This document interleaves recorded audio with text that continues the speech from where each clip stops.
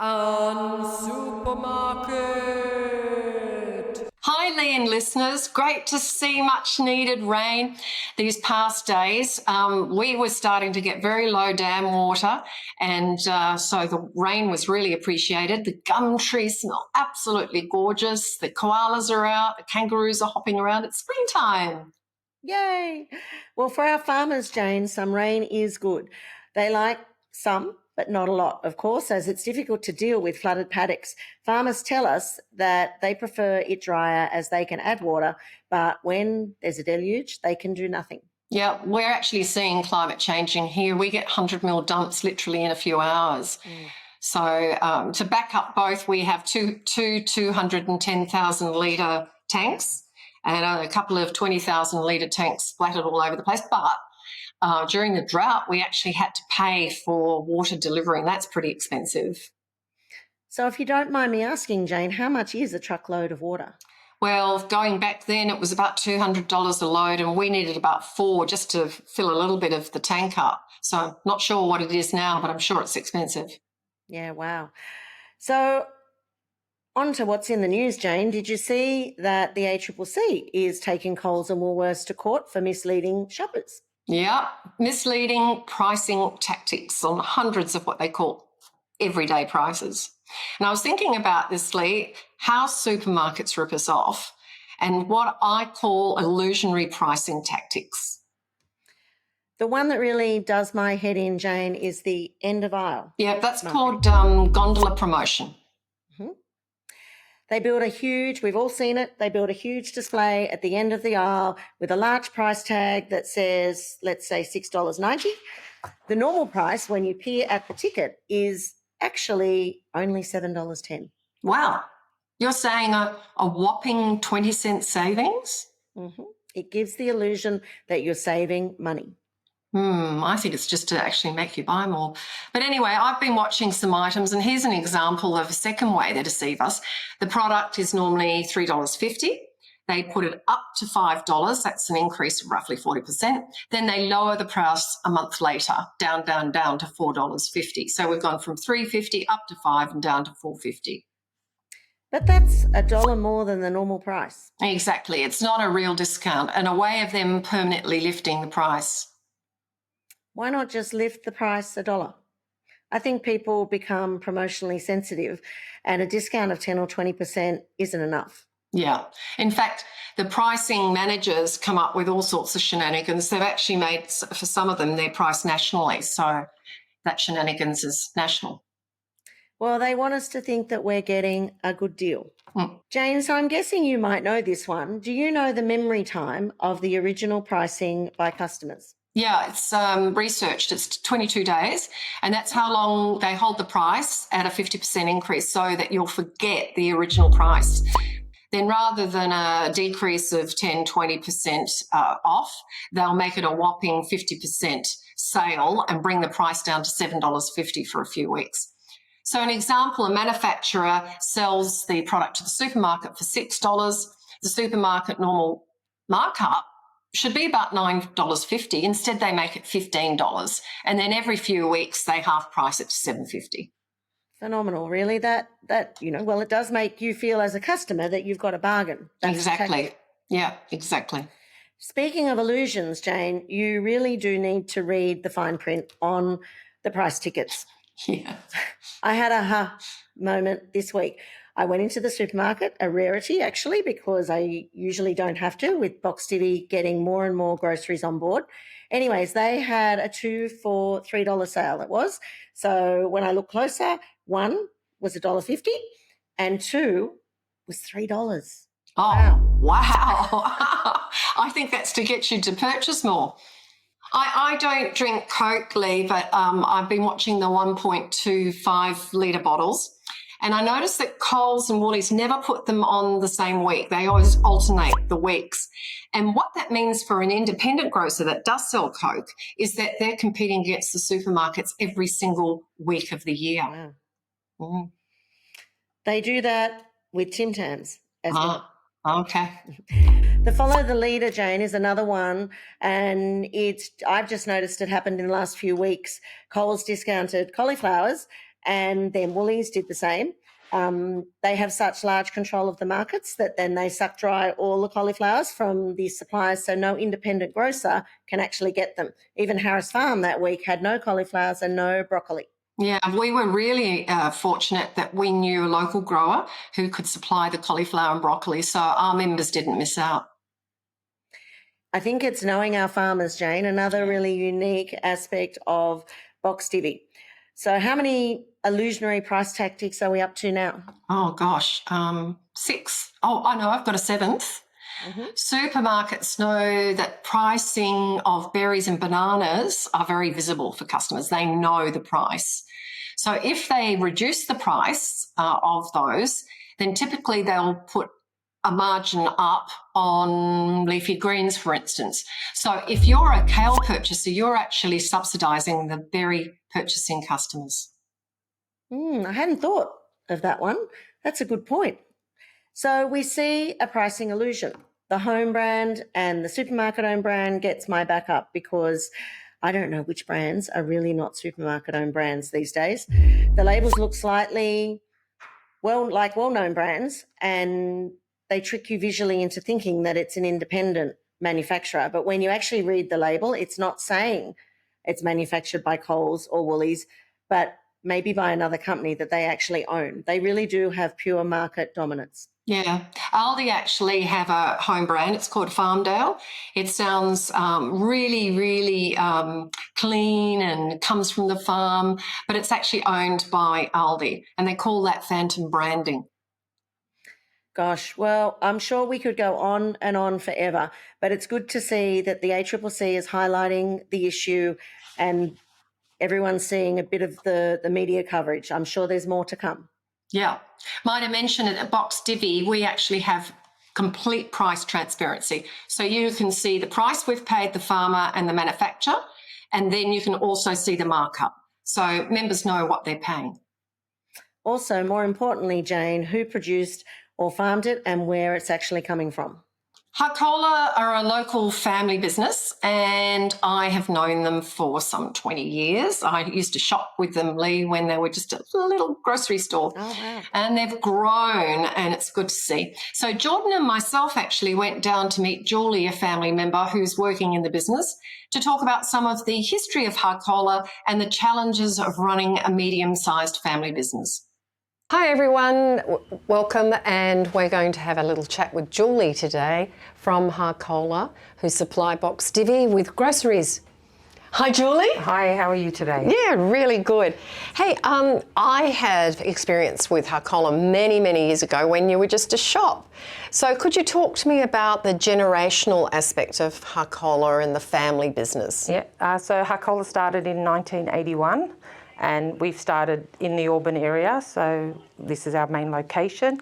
It started from my grandfather, then to my dad, and now passed on to children, myself and my brothers, who are running the business at the moment. And do you have any generational interest of the next generation, do you think?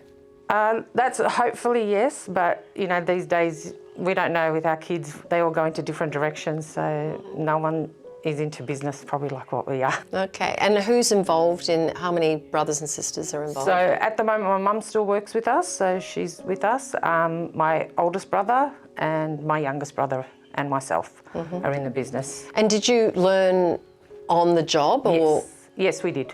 My dad brought us in from young and just sort of encouraged us to have good work ethics, and then, yeah, it just stayed with us. And we enjoy working here because it's a family-run business, and you know, it's a community type of business. Right. And what are the pain points working with family? That's a good question. There's a lot, so a bit too many to get into. But I think, actually, you know what, to be honest, for myself, I don't find any pain points. I actually enjoy it. I don't know, I just find we don't see each other much outside of work, but it's nice that we see each other at work, and we all get along. So originally, at home, they used to roast in the backyard, in the garage, and they used to sell at the markets. So they used to have a stand every Friday and Saturday at Flemington, and they used to take the nuts down there and sell. And then that's where it started growing, like, from there. So yeah, roasting nuts is something my grandfather started, and just, we kept doing it because most of our customers have been coming, well, I'd say maybe 30, 40 years. They want the nuts. Yeah. Family tradition. Yeah. No, but not that any of us learnt how to roast. Do you have a roaster that does it, or is it machine? No, we have. Yeah, they got machines, but they're still traditional, so they're like similar to cement mixers that still roast. Yeah. How often can you expect, if I was buying nuts, to get it after it's been roasted? Pretty much the next day. So it's all kind of done just in time. Every day without fail, we roast. Yeah, you can taste it. You can tell. Look, this business looks really easy from the outside, but I know that things are never as easy. You are probably one of the really in-stock suppliers.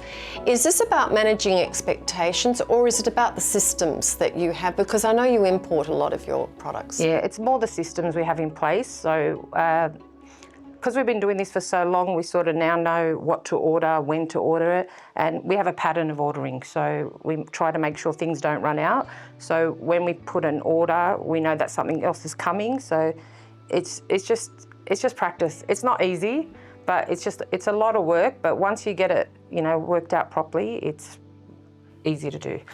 And some of the things that you can't control are the environmental things. So for instance, we had COVID. How did that affect your business?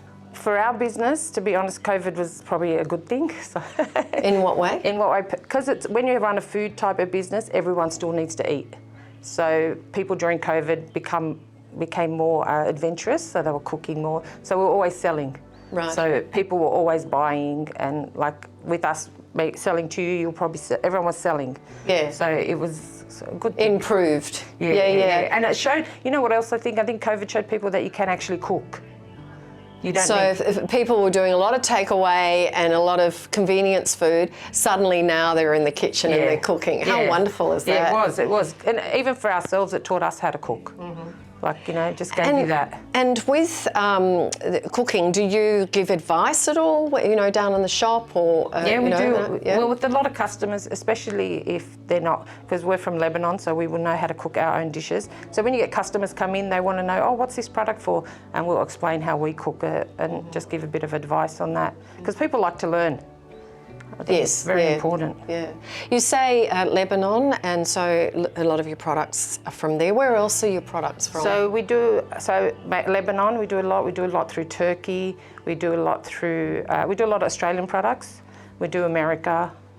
That's our main focus. But Lebanon is our main focus of business. Okay, let's go back a bit in history. You were talking about when you first started, and it was a shop. How has it changed in your sourcing and relationship with your suppliers?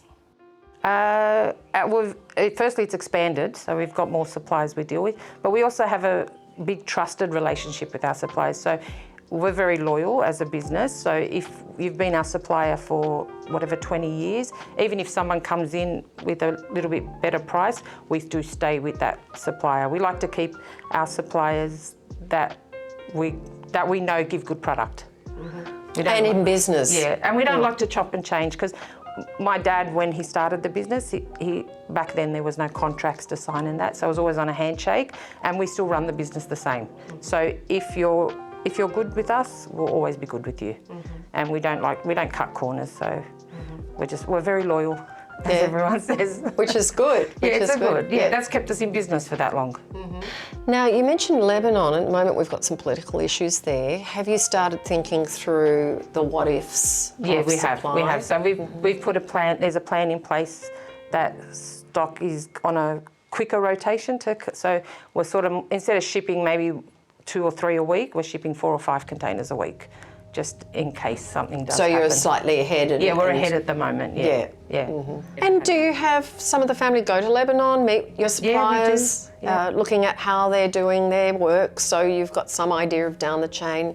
Yeah, we do. So every couple of years, or pretty much every year, somebody goes, because my dad's dream, to just tell you quickly what it was, he built a house over there, and then he passed away now, been 18 years now. So his dream was to live there, and keep that business relationship open, and bringing in everything. So to be able to go, have you still got the house now? Yeah, we've still got a house, so when you yeah. go back, you can stay in the house? Stay in the house, and then we can just, people, like, mostly the boys go, and they will go and they'll have a look.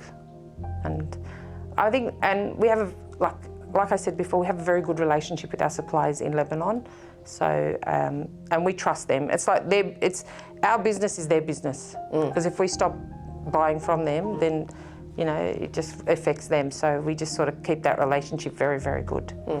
Like initially, so once my father had passed away, my oldest brother took over the business, and then we sort of all fell into a pattern of knowing what we were good at. Like my background is accounting, so for me it was just easy to slip into doing the bookwork and things like that. Whereas my other brother was good at sales, so he slipped in. It's just, I think we weren't told the positions we were going to do, but we just knew what we were good at and we focused on that. Yeah, but because my mum is still involved in the business, essentially it's hers, so if she was not happy with anyone, she would have sacked us all, but she's happy. She's happy. And we do, like, you know, I think we work well together, honest, like, I don't want to jinx it, and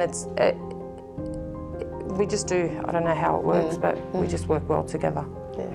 Yeah, it's just, I think it's just, we were instilled in those values when we were young, like this is a family business, and we saw that our grandfather and our father worked very hard to bring it to where it is, and then we just, yeah, and I think it's also, I don't know how to say it, it's like it's an expectation for us to keep the business going. Like, you know, it's like you think, oh, the legacy that my grandfather and my father left, and then for us to come in and just crash it, no, that's not right. We just have to keep There going. is a correlation between farming and when they say it's in our blood, and it's in the same with you in your business. It's a family business and it's in your blood and you're passing it on. It's something that you love doing. Yeah, definitely, definitely. Yeah, they instilled good values into us. Yeah, it's once you have that ethic, I think your business will survive.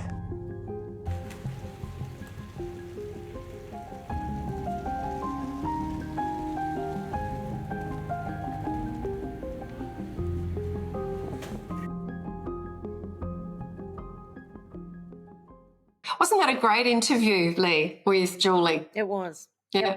So next to a delicious dish cooked by Philippa, who is the Shellharbour Hubster for many years. 5 years, Jane, in fact. Yeah. And she'll be whisking up a lemon herb butter roast chicken. Yum. Hey everyone, my name is Philippa. I am your food warrior leader. I'm going to be doing a roast chicken today that we love. What I want for you guys is something that's not going to take up a whole lot of your time, that you can kind of throw it together, chuck it in the oven, and dinner's on. So today we're going to be making a lemon and herb butter to go under the skin of the roast chook, a little bit on the skin as well, and it's going to cook on top of some onions and garlic, and you can do your roast veggies as you normally would alongside that as well. So let's get cracking and into it. You'll need dried herbs, chopped. You can use fresh. Obviously, if you have fresh, get out there in the garden and use your fresh herbs. One of the girls in our little Hubster group suggested using the delicious lemon and herb. I'm going to be making my own similar type today because I've been lucky enough to get some lemon myrtle. You'll need 2 tablespoons of mixed herbs, sage, and parsley, rosemary, oregano, however you want. So in goes my mixed herbs and the lemon myrtle, and we're going to mill those into a bit of a powder and then chop the garlic and put the butter in and mix it all together as well. 10 seconds. All right, so we have our chopped herbs and they are ready for the garlic.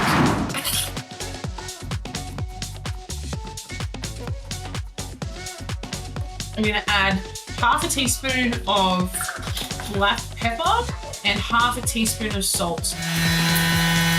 That is my garlic and herbs chopped and mixed together. Now we're just going to add in the butter, 100 grams of butter. So now if you're not mixing in a food processor, you can do this in a bowl. It's okay to melt the butter a little bit and have it a little bit soft. You probably won't need to put it back into the fridge to harden it up before you get it onto the chook. So more than likely your chicken is going to come out of the fridge and still be cold as well. The chicken being cold will make that butter kind of firm up again and stay in place under the skin as it starts to cook. There's our herbs butter ready for the chicken. Now, great little technique here is to get under the skin. So we're going to separate the skin from the chicken just using a nice big dessert spoon. This helps to kind of go with the curve of the bird and not tear the skin. So just being really careful about doing that. So I'm going to very carefully take the skin and start to slide underneath that.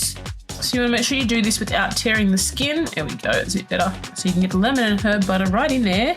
All right, so now we're going to take the butter, our herb butter, and get that in under the skin.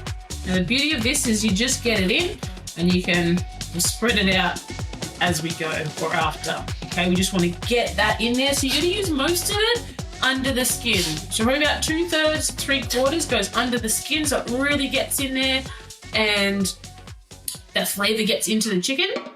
And a little bit on the top of the skin because it does obviously brown up quite quickly, butter and the garlic on the top of the skin, so we don't need as much on the outside, we want it all inside. Layering the base of the pan, we're going to throw in an onion. I'm going to be cutting the garlic just in half. In the pan, we're making a bed of the onion and garlic. I'm going to go on top of my onions and garlic. And the Box Divvy lemon, we're going to go with 2 lemon wedges squeezed over the top. Just all around the top. That goes inside. And now the lemon actually just it'll just steam inside the chook. But it smells amazing. Now I've grabbed some rosemary and we're going to pop those in there as well. You can tie the legs together or you need to do what I'm doing. Just get them in salt and some pepper. So it's going to go into the oven at 220 degrees for 10 minutes to brown up and get started with the cooking. And then we're going to turn it down to 180 degrees and it's going to cook for a further 1 hour. Now I have a 1.6 kilo bird. You can do 1.75 to 2 kilo bird like that. But mine works out to be 1 hour, 15 minutes in total. We're going to baste that in the beautiful buttery herby goodness juices. They're going to be coming out into the pan. You're going to baste that twice. So you're going to baste it at 30 minutes and you're going to baste it at 1 hour. And then you have all the beautiful juices in the pan that you can use like a gravy. You won't even need gravy for your roast. All right, before it goes in the oven, we are just going to add 1 cup of, you can add dry white wine or you can add chicken stock. Right, my oven is on and is going in. It's at 220. I'm gonna turn the fan on and pop that on the top shelf. No, I'm not. Put that on the bottom shelf. Okay, so the roast chipper is in the oven. It's browning up for its 10 minutes. In that time, I'm gonna take this time to get my veggies ready for roasting pan. I'm gonna throw these in. We've got some parsnips, some carrots. The broccoli has been amazing this week. And a little bit of leftover fennel. This got to get used up, and they will roast in with the chicken. Chopping parsnips, chopping carrots, top it.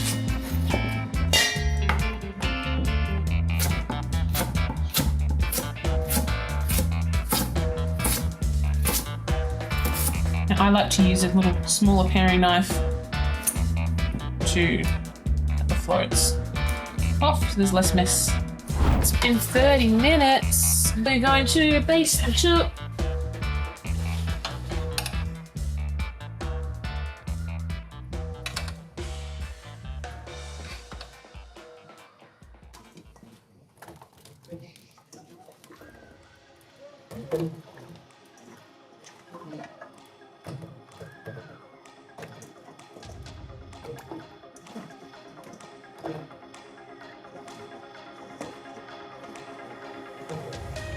All right, so I'm pretty good. Now I'm just going to get some of the juices and that butter, mix that around. There's not a lot of room in the pan. I really kind of made it hard for myself. But if you do have a basting brush, this is the great time to get in there, get in the bottom of the pan. And this will go back into the oven now for another 45 minutes. And then it's ready to carve and serve. I'm going to make a cheese bechamel sauce, so cheese for the cheesy vegetables, for that broccoli as well. It's ready. Dinner time! dinner is served. She's looking good. Thank you. Wow. Oh, it's pretty good. Rosemary. Wow.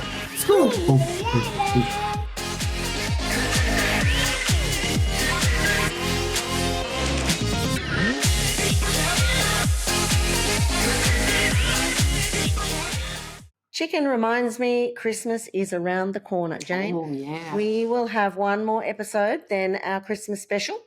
Something to look forward to as well is the full Christmas cooking and an ebook to download all the recipes. Thanks, Jordan, for all your hard work, interviewing and editing. We'll meet you again, listeners, in 2 weeks' time. On Supermarket! Supermarket.